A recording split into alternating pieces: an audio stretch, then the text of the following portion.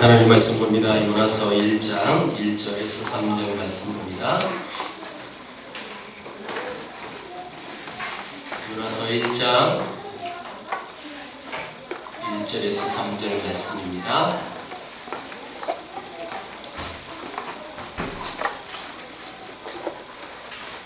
우리 한 목소리로 다 같이 읽겠습니다. 1절에서 3절 시작. 여호와의 말씀이 아미떼의 아들 요나에게 임하니라. 이르시되 너는 일어나 저 큰 성읍 니느웨로 가서 그것을 향하여 외치라.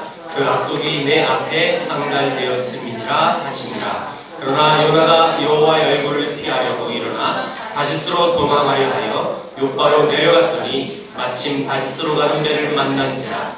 여호와의 얼굴을 피하여 그들과 함께 다시스로 가려고 뱃삭을 주고 배에 올랐더라. 아멘. 우리는 요나서를 잘 압니다. 그래서 요나라는 선지자는 니느웨라는 그 이방 지역의 하나님의 부름을 받고 또 니느웨로 가는 선교사이기도 하죠. 근데 그 요나가 가기 싫어했다는 것, 그러나 결국 끌려가다 싶게 해서 결국 가죠. 우리 선교학에선 이런 선교사를 비자발적인 선교사라고 불러요. 비자발적. 그러니까 자기가 자발적으로 선교지에 가서 하나님의 말씀을 외치는 것이 아니라 내 자발의 의지가 없다는 거죠. 비자발적. 여러분 이 선교사, 이 요나 선지자, 요나 선교사라고 우리가 표현할 수 있는데, 우리가 사람들을 향해서 선교 또는 전도를 하는 이유가 뭘까요? 여러분 그 사람들이 불쌍해서 선교합니까? 그 사람들이 먹고 살 게 없어서 필리핀의 바소커라든지 북한의 우리 같은 동포라든지 그들에게 우리가 선교하는 목적은 뭘까요? 단순히 못 먹었어요? 여러분 그들이 불쌍해서 먹을 걸 주어주는 것, 그건 선교가 아닙니다. 정확히 얘기하면 그건 구제라고 표현을 하는 거고 선교는 아니죠. 선교라는 것은 언제나 하나님의 요구이어야 합니다. 그리고 하나님의 필요에 의해서 우리는 그 선교의 부름을 받은 존재죠. 오늘 본문에 나오듯이 너 일어나서 가라. 그럼 일어나면 순종의 의미를 갖고 있는 것이고, 간다는 것은 실천한다는 것이죠. 그것을 향해 외쳐라. 이것은 선교의 메시지입니다. 선교는 사람들의 무지를 깨쳐서 잘 살게 하는 것이 아니라 선교는 하나님의 말씀을 선포하는 것, 이게 선교입니다. 내 생각을 전하는 것도 선교가 아니죠. 어떤 사상을 전하는 것도 선교는 아닙니다. 자, 그런데 선교가 그런데 일단 요나는 일어나서 갔어요? 가긴 갔어요? 네, 잘못 갔죠. 네, 방향을 잘못 잡았다는 거예요. 자, 우리 3절을 다 아는 내용이지만 한번 읽습니다. 자, 시작. 그러나 요나가 여호와의 얼굴을 피하려고 일어나 다시스로 도망하여 하여 욥바로 내려갔더니 마침 다시스로 가는 배를 만난지라. 여호와의 얼굴을 피하여 그들과 함께 다시스로 가려고 뱃삭을 주고 배에 올랐더라. 네. 지금 여러분 이 요나가 여호와의 얼굴을 피하려고 다시스로 도망하려고 했다. 네. 다시스가 여러분 땅끝이죠. 땅끝. 이 당시 스페인이에요. 스페인. 스페인은 당시는 서유럽 끝이었어요. 그렇죠? 여러분 그 당시 사람들은 우리처럼 똑똑하지 않았어요. 우린 지구가 둥글다라고 알잖아요.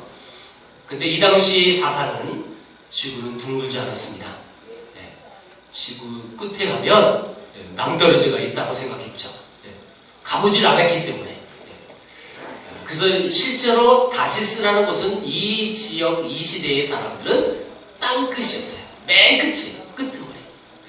다시 말하면 요나가 가려고 했던 다시스라는 것은 그곳에 가면 하나님의 얼굴을 볼 수 없겠구나. 여호와의 얼굴을 피하려고 도망갔다는 거죠. 자, 여기서 이 요나가 갖고 있는 잘못된 생각이 있는데, 그것은 이스라엘 땅을 벗어나면 하나님의 얼굴을 피할 수 있을 것이다 라는 잘못된 사고를 갖고 있었어요. 두 번째는 다시스로 가려고, 그러면 배를 타라고 여러분 항구로 가야 되죠? 항구가 어디예요? 욥바예요. 욥바. 자, 이 욥바에 갔는데 성경에 보니까 보세요. 우리가 금방 읽었는데 3절 중간에 욥바로 내려갔더니 마침 이라는 단어가 있어요. 마침 내가 다시스로 가려고 했는데 욥바로 갔는데 마침 다시스로 가는 배를 만났어요. 자, 여기서 오는 착각들, 마침. 이 마침이라는 단어는 굉장히 많은 미묘함을 우리에게 주는 단어입니다. 마침 내가 여호와의 얼굴을 피하려고 갔는데 마침 배를 만난 거예요. 자, 그때 여러분 많은 잘못된 성도들이 생각하는 게 그거죠. 아, 이게 하나님의 뜻이었지. 맞아. 그거였어. 역시 내 생각이 맞았어. 하나님의 뜻은 니느웨로 가라고 말했지만 내 뜻은 하나님의 뜻과 달랐어요. 근데 내 뜻대로 그렇게 행했더니 마침 배를 만난 거예요. 맞아. 내 마음이 맞았던 거야. 여러분 이렇게 요나처럼 착각할 수가 있는 거죠? 착각이에요. 이건 하나님의 뜻이 이거야. 자기 체면처럼 인정을 하는 거예요. 아, 하나님께서도 결국은 이런 생각을 하셨던 거구나. 마침. 여러분 자기가 하나님의 낯을 피할 수 있을 것이라는 생각과 또 자기에게 이 시기가 딱 맞게 일어나는 이 일들이 그것이 마치 좋은 일, 선한 일, 그것을 하나님의 뜻으로 단정 짓는 사람이 요나였습니다. 그러나 여러분 문이 열린다고 해서 그게 다 하나님의 뜻은 아니죠?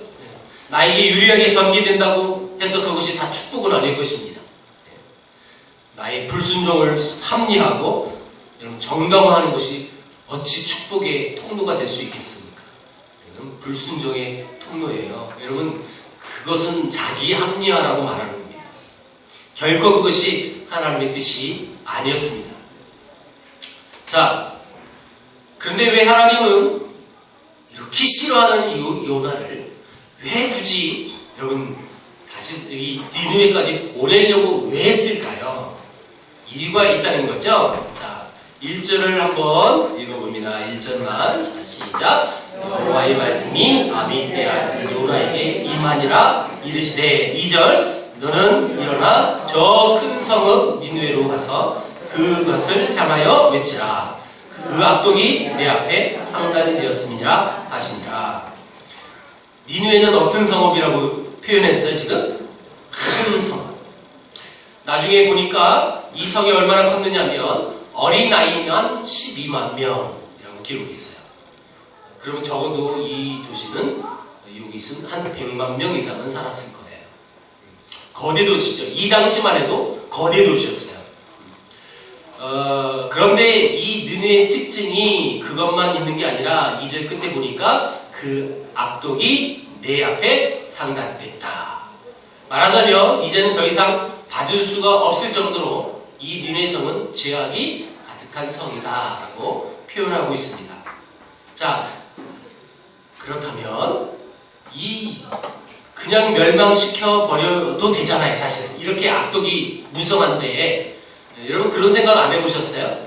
아니 굳이 왜 하나님은 요나 가기 싫어하는 그 사람을 그지 끌고 가가지고 왜 그곳에서 말씀을 선포하게 만들어요? 그 악이 여러분 그 악독이 하나님 앞에 상달됐다면 그냥 없애버리면 되잖아요. 심판해버리면 되잖아요. 이유는 뭘까요? 요나는 바로 이 부분을 알지 못했죠. 알았다면 나중에 그런 불평과 불만으로 나서지 않았을 거예요. 알았다면. 몰랐다는 거예요. 자, 여러분 이 악독한 니느웨를 왜 하나님은 살리시려고 왜 하셨을까? 여러분 이 말을 역으로 이렇게 생각을 해보세요. 이스라엘을 향하여 하나님이 이렇게 질문한다고 생각해보세요. 내가 너희에게 얼마나 부지런히 많은 선지를 보냈는지 아니? 그런데도 너희들은 회개하지 않았다. 이 악독한 성 니느웨를 봐라.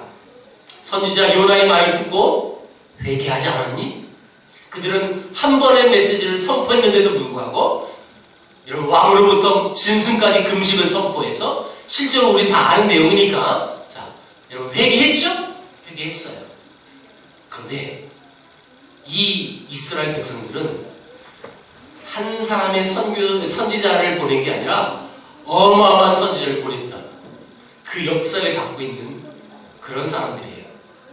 자, 우리 주변을 보면 전혀 예수를 믿지 않는 것 같은 사람들이 예수 믿는 모습을 보면서 우리 깜짝깜짝 놀라잖아요. 아, 다 믿어도 저 사람은 안 믿을 거야 라고 생각했던 그 사람까지 완전히 사람이 변화되어지는 모습. 자, 여러분, 그런 모습을 볼 때 우리가 깨달아야 될 것, 그 모습을 보면 나를 향한 하나님의 메시지라는 사실을 우리가 알아야 한다는 거예요. 전혀 변화되지 않을 것 같처럼 내가 생각했는데 하나님의 복음이 들어가서 변화되었다는 것, 그것은 내게 주신 메시지가 크다는 거예요. 봐라, 지금 이런 저렇게 악한 사람들도 눈물을 흘리고 회개하고 있는데 너희는 어째서 그렇게 하지 못하고 있느냐? 믿는다고 하는 너희가 사실은 이 악한 사람들보다 더 악하지 않느냐? 이런 메시지를 우리는 들어야 한다는 것입니다. 하나님을 알고 여러분 믿는 이스라엘 백성들, 하나님을 얼마나 많이 압니까? 어린 시절부터 여러분 율법을 줄줄줄 외웠던 사람들입니다. 그래서 그 율법대로 삶을 살려고 최선의 삶을 삽니다. 실제로. 여러분, 바리새파를 너무 정죄하지 마세요. 그들은요 정말 최선의 삶을 살아갔던 사람들입니다. 최선의 삶. 어찌하면 하나님 앞에 바로 섰을까요? 물론 정당한 하나님의 말씀에 의거해서 정당한 방법으로 살지 않았기 때문에 문제가 되는 거지만 그들의 노력을 말한다는 거예요. 그들의 의지를 말한다는 거예요. 하나님을 알려고 하는 그 의지, 그리고 그 하나님이 주신 말씀대로 살려고 했던 의지는 바리새파를 우리는 닮아야 해요. 사실은 우리 너무 은혜로 복음을 받아서 너무너무 자유로움이 또한 그것이 때로는 죄악이 될 수도 있다는 사실. 자, 중요한 건 하나님을 알고 믿는 이스라엘이 그 악이 만천에 알려졌던 니느웨보다 사실은 더 악한 자들이다라는 사실을 이 요나서를 통하여 지적하고 있는 모습이라는 거예요. 말씀을 들을 기회가 없어서 악하게 사는 사람들과 계속 말씀을 듣지만 마음이 돌짝처럼 단단해져가지고 늘 감동도 없고 회개도 없고 자기 죄를 알지도 못하는 사람들과 여러분 누가 더 문제일까요? 그 말씀이 없어서 여러분 그래서 그 악이 악인지도 모르고 살아가는 사람들보다 우리는 그것이 악이라는 것을 알면서도 회개하지 않는다면 우리가 훨씬 더 악한 사람이라는 거죠. 이 요나서를 통하여 비자발적인 선교사, 구약에도 선교하신 하나님, 일반적으로 우리가 이렇게 많이 알고 있잖아요. 맞아요. 틀린 얘기 아니에요. 맞는 말씀이고요. 더 나아가서 이 말씀을 통해서 우리가 보아야 될 것이 무엇이냐. 한번 더 보자는 거죠. 하나님을 모르던 사람이 하나님의 말씀을 들으면 자기 죄를 깨닫고 눈물을 흘리면서 회개를 합니다. 그러나 교회를 집처럼 생각하는 우리들은 그 죄를 어떻게 하면 더 숨기고 그 죄를 어떻게든지 합리화하며 어떻게든지 은폐해서 이중적인 삶을 살려고 하는 이런 우리의 모습들이 있다면 우리가 이제 한 해를 마감하면서 이런 것들을 좀 정리해야 될 필요가 있다고 저는 생각합니다. 바로 이 때문에 하나님이 요나를 니느웨로 보내신 것입니다. 너희에게 말씀을 전하던 그 선지자를 악한 성 니느웨에 보냈을 때 어떤 일이 일어났는지 너희들 잘 봐라. 니느웨에서는 회개가 일어났고 부흥이 일어났고, 그런데 왜 너희에게는 회개가 일어났고 그리고 너희에겐 왜 부흥이 없는가? 이 지적하는 모습을 우리는 봐야 됩니다. 예수님께서 그래서 나중에 이렇게 말씀하셨죠. 심판날에 니느웨 사람들이 일어나리라. 그리고 증거하리라. 이스라엘 사람들은 자신들이 얼마나 악한 사람들인지를 알지 못했습니다. 하나님이 그들에게 선지자를 얼마나 많이 보내셨지만 자기들이 회개하지 않은지도 모르고 살고 있습니다. 그러나 이 니느웨 백성은 단 한 번 선지자 요나가 와서 그 요나의 설교를 통하여 온 성이 뒤집어졌습니다. 이스라엘은 이 하나님의 은혜에 길들여져서 구원을 어찌 보면 당연한 것처럼 여기고 생각하고 살았을 것입니다. 근데 오히려 왜 더 많은 복을 주시지 않느냐고 불평을 했다는 것이죠. 아이들에게 이런 시험을 해보면 참 재밌는데, 저도 전도사 시절에 해본 경험인데, 선물을 여러분 주면, 어린아이들에게 주면 처음에 이 선물을 받는 아이들은 되게 감사합니다. 되게 고맙게 여기죠. 두 번째 받으면 그 고마움과 감사한 마음이 더 희석이 됩니다.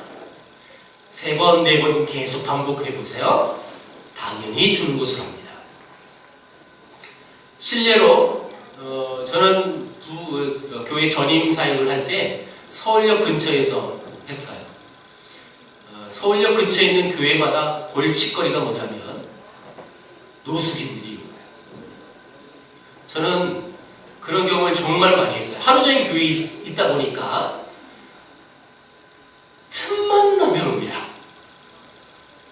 노숙인들이 와서 교회 와서 어떻게 하는지 아세요? 달라는 거예요, 무조건. 그래서 1,000원도 줘봤어요. 1,000원 주면 안 갑니다, 여러분. 절대 안 갑니다. 이게 돈이냐고 따집니다, 저한테. 이게 돈이냐고, 이것도 준 거냐고. 돈 아니면 가져가지 마세요. 이렇게 제가요 좀 당당하게 쓰잖아요. 그럼 그때 가져가요. 물론 여러분, 성경의 원리는 없는 자를 구제하고 도와줘야 하는 거예요. 그쵸? 근데 여러분, 서울역 근처에서 여러분 신앙생활 안 해봤으면 말을 하지 마세요. 10분이 멀다고 옵니다. 10분이 멀다고. 제가요 그대로 그렇게 계속 오는 대로 주면요, 저는 집에 갈 차비도 없어요. 실제로 너무너무 많이 옵니다. 근데 저는 그 구걸하시는 분들의 그 완악함을 봤어요. 조금 주면 절대 안 가고, 오히려 아니 받는 사람들이 더 큰 소리 치는 거예요. 이게 여러분, 구제함을 받는 사람의 태도는 아니잖아요, 사실. 그쵸? 너무너무 당당하고. 근데 저는요, 이렇게 줘도 정말 감사히 받고 가시는 분도 봤어요. 같은 돈인데요. 같은 돈인데 고맙습니다. 감사합니다. 이런 분들은요, 제가 얼굴이 기억이 또 잘할 수 있잖아요. 머리가 좋으니까. 그분이 다음에는 더 주고 싶은 마음이 있는 거예요. 네. 주는 사람의 마음이 그렇잖아요. 제가 뭘 얘기하냐면, 지금 계속 그 선물을 받은 것을 당연시 여기면 문제가 되더라는 거예요. 무슨 얘기예요? 이스라엘 백성들이 하나님의 선택된 민족이라는 그 사실 앞에서 그것이 너무너무 당연했어요. 그런데 실상의 그들의 모습을 보면 하나님의 말씀과 여러분 상관없는 삶을 살아가죠. 여러분, 이 시대가 어떤 시대에 있습니까? 여러분, 얼마나 완악했던 시대입니까? 물론 제가 이 시대의 이야기를 또 제가 수요일날 이어서 제가 말씀을 전할 겁니다. 송구영신 예배 때 잠깐만 언급을 한다면, 수많은 선지자가 여러분 이 시대에 활동했습니다. 하나님의 말씀을 대언했습니다. 우상 숭배하지 말아라. 영적인 간음, 음행하지 말아라. 늘 선포했지만 여러분, 소귀의 경읽기예요. 듣지 않습니다. 듣지 않습니다. 하나님의 선택된 백성이라는 자부심은 있지만 여러분, 실상은 하나님의 백성이 아닌 삶을 살아가고 있는 거예요. 너무너무 그것이 자연스럽게 또 당연시 여겨서 그 하나님의 그 구원의 선물을 너무너무 터부시 여긴다는 것. 이런 사실 앞에서 우리 삶도 한번 되돌아봤으면 좋겠습니다. 우리 그리스도인들도 이런 불평이 있지 않습니까, 여러분? 우리들은 이 구원받은 것이 얼마나 큰 축복인지 여러분 잘 알고 있어요. 값없이 무조건적인 사랑, 아무 대가 없이 우리는 받았다고 신학적으로 얘기해요. 틀린 얘기 아니니까. 맞지요? 그렇게만 생각하면 큰 오산이라는 거죠. 조금만 문제가 생겨도 금세 이 구원의 그 복을 잊어버리고 과거에 주셨던 하나님의 은혜를 망각하고 왜 그러시냐고, 왜 이것밖에 안 주시냐고 불평하지 않습니까? 불만하지 않습니까? 감사하는 마음도 여러분 갖지 않으려고 하고 말씀을 지키려고도 하지 않고 삶의 모든 것을 하나님의 은혜로 보기보다는 당연시 여기는 생각이 우리를 지배하고 있지 않습니까? 만약에 있다면 오늘 오전 말씀처럼 회개의 자리로 가야 되는 거죠. 만약 우리가 하나님 앞에서 겸손하고 하나님께 주시는 그 은혜와 이 구원을 감사하는 삶을 산다면 하나님께서는 얼마나 우리를 더욱 사랑하시겠습니까? 제가 아까 드린 예예요. 우리 인간도 그렇잖아요. 여러분, 그 작은 돈이지만 감사합니다, 고맙습니다 받고 가시는 분은 더 주고 싶은 게 우리 인간의 마음이에요. 인지상정입니다. 똑같을 거예요. 저만 그러진 않을 거예요. 여러분들도 다 이런 동일한 마음을 갖고 있을 거예요. 자녀들에게 용돈을 줘도 정말 고맙습니다, 감사합니다 하면서 아주 예쁘게 잘 쓰는 자녀가 있다면 더 주고 싶은 게 부모 마음 아닙니까? 네. 여러분은 아닌가 봐요. 저만 그래요. 네. 저는 그래요. 솔직하게. 받아도 당연시 받으면 이런 당연히 부모가 자녀에게 용돈 주는 건 당연한 거죠. 사실은. 그렇죠. 걔들은 경제 능력이 없으니까 당연시 받으면 주는 부모의 마음도 별로예요. 근데 그것도 감사히 여기고 기쁨으로 여기고 그래서 그걸 또 아끼고 소중하게 잘 쓰는 모습을 보면 더 이쁜 거예요. 더 이쁜. 이런 그런 자녀에게 내 용돈이 줄어도 더 주고 싶은 게 이런 부모의 심정일 것 같아요. 마치 하나님은 우리 인간의 하고 뭐 비교할 수 없겠지만 하나님 아버지 이런 그분으로부터 받은 우리 구원의 은혜 그것이 너무 당연시 여겨서 감사도 모르고 그냥 대충 그러면 됐지 뭐 이 정도 하면 되는 거 아니야? 내가 주일날 집에 안 가고 교회 왔으니까 이 정도의 신앙의 마음을 갖고 산다면 어찌 하나님이 더 이뻐하시겠냐는 거예요. 그렇게 악독한 그 악이 하늘에 상달될 정도로 악이 관영했던 이 니느웨 여러분 근데 그 니느웨가 금식을 선포하고 회개해야 하잖아요. 그게 어떻게 해요? 하나님이 멸망시키지 않으셨어요. 우리 하나님은 그런 하나님이세요. 악독한 죄인이라도 회개하고 구원받을 수가 있다면 어찌 교회 여러분 다니다가 실망해서 나오지 않는 사람, 믿음에 낙심한 사람들이라면 이 구원을 받고도 나머지 있지 않겠습니까? 하나님께서 이 요나에게 니느웨로 가라 하시는 이 바로 이유가 이런 이유였습니다. 은혜에 익숙해지기 쉬운 하나님의 백성들을 향하여 지금 경고하십니다. 하나님이 깨우시기 위해서. 그 복을 입에 달고 사는 우리에게 지금 경각하라고 말씀하십니다.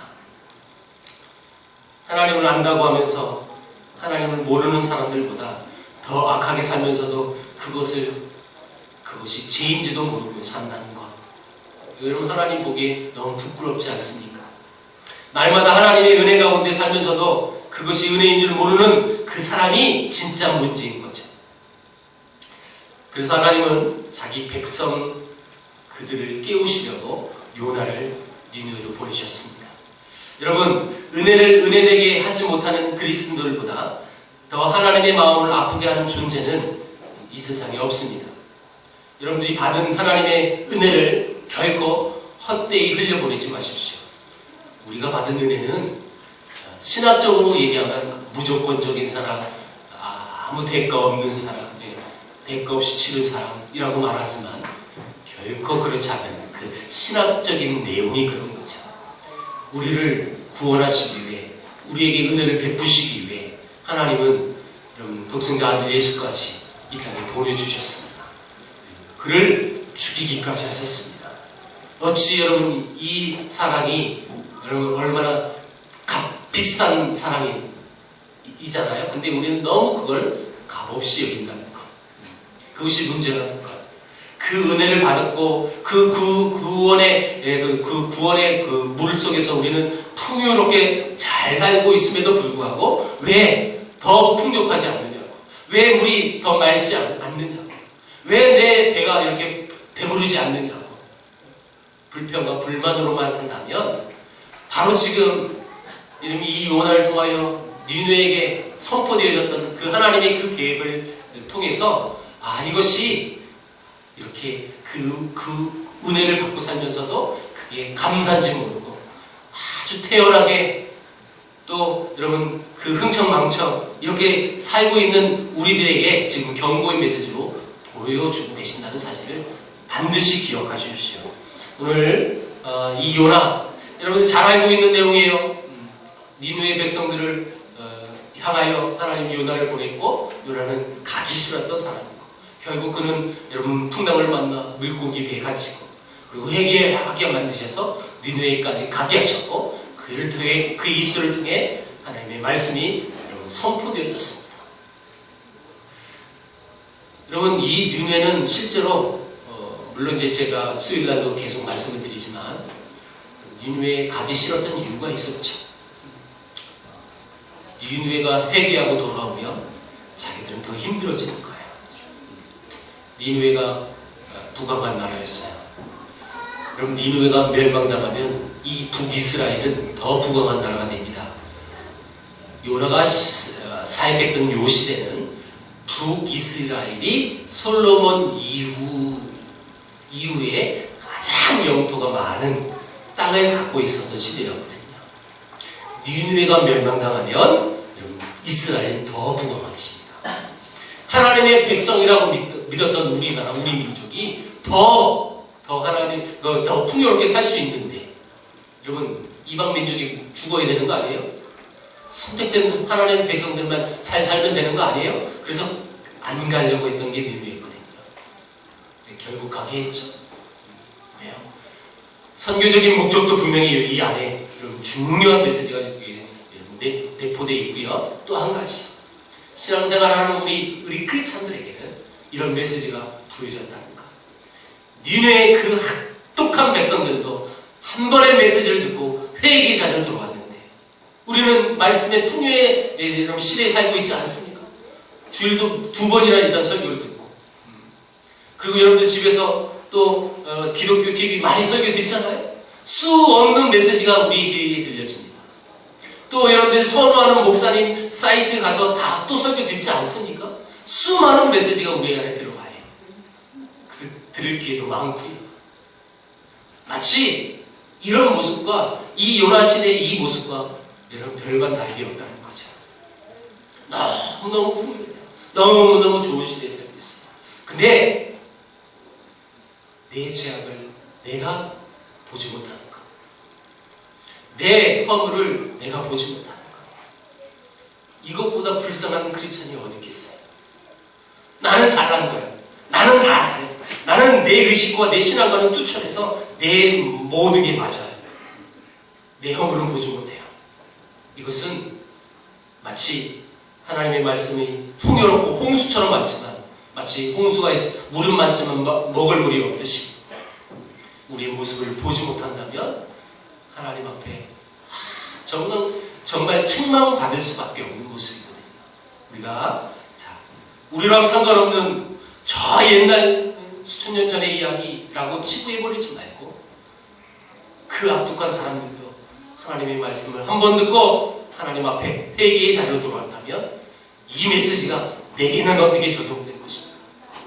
나는 말씀을 듣고 난 말씀을 많이 알고 있고 신앙생활의 연조도 길어요. 그러나 정말로 내 죄악을 내가 보지 못하고 회개의 자리로 돌아가지 못한다면 바로 그 모습이 이스라엘 요나의 모습이라는 사실을 반드시 기억하고 우리 또한 이제 아름다운 하나님이 원하는 모습이 무엇인지 바로 알았으니 이 연말을 맞이하여서 내 삶을 되돌아보고 하나님의 풍요로운 말씀 앞에 더욱더 겸손히 무릎 꿇고 나가는 저와 여러분들에게 주의 이름으로 축원합니다. 기도하겠습니다.